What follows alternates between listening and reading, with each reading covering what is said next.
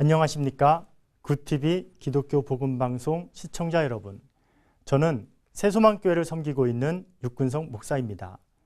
이 시간 영생에 이르자라는 제목으로 은혜를 나누고자 합니다. 우리는 일반적으로 영생이란 사후 천국에서 향유하게 될 것으로 생각하고 있습니다. 그러나 예수께서는 현재 소유하고 있는 것으로 지적하시고, 영생은 성도들이 이 땅에서 그리고 영원토록 즐거이 소유하고 누릴 것으로 말씀하셨습니다.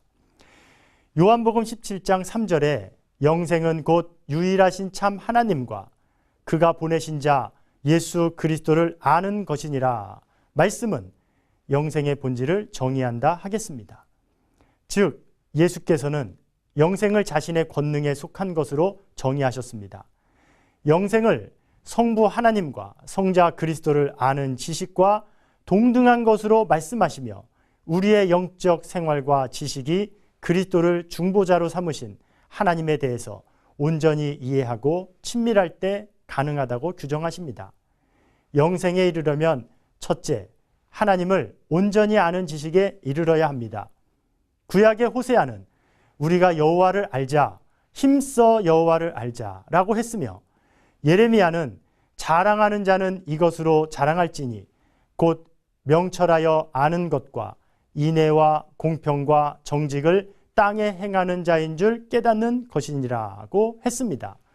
또한 하박국은 마지막 날에 주의 영광을 아는 지식이 온 땅에 충만할 것을 예언했으며, 아모스는 율법을 통해서 오는 지식이 곧 생명임을 강조하였습니다. 하나님을 온전히 아는 지식에 이르기 위해서는 양적인 시간적 개념의 차원을 넘어서 질적으로 영원한 차원에 존재하는 시간 지식을 가져야만 가능합니다. 이 문제를 예수께서 중보자로서 해결해 주셨습니다. 둘째, 하나님과 예수 그리스도와 우리가 연합해야 합니다. 연합하기 위해서는 하나님에 대한 정립된 지식과 더불어 믿음이 뒷받침되어야 합니다.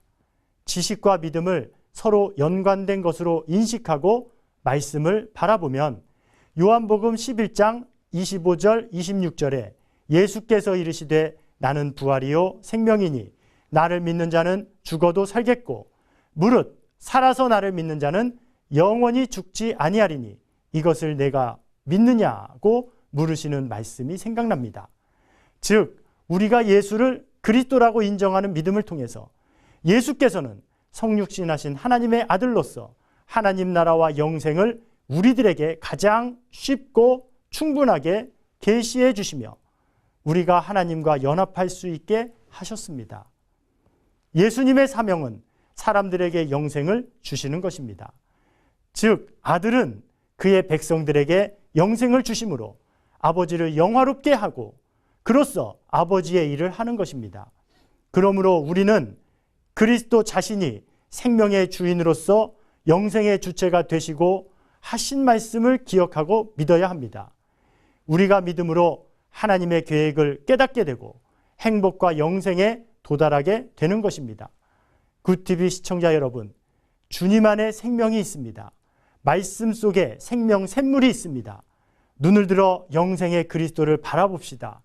하나님의 뜻에 전적으로 복종하셨던 그리스도, 하나님의 영광을 나타내시려 노력하셨던 주님을 생각하며 우리도 말씀에 복종하고 충성하여 하나님의 영광을 나타내는 자녀가 됩시다. 예수 그리스도의 이름으로 축복합니다.